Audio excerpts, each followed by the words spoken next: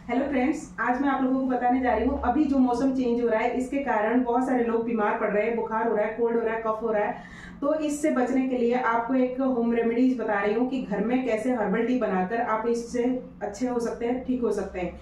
तो आपको जिंजर लेना है, टर्मरिक लेना है, काली मिर्च लेना है, लौंग लेना है, सिनेमन लेना है और जो है हल्दी सॉरी आप इसमें आपको जो है गुड़ लेना है। तो ये ऐड करके 1 कप पानी में आप इसको उबालिए। आधा कप जब रह जाए इसको आप कंज्यूम करिए। आप ठंड से बच सकते हैं, बुखार से बच सकते हैं, आप इन्फेक्शन से बच सकते हैं। Thank you so much.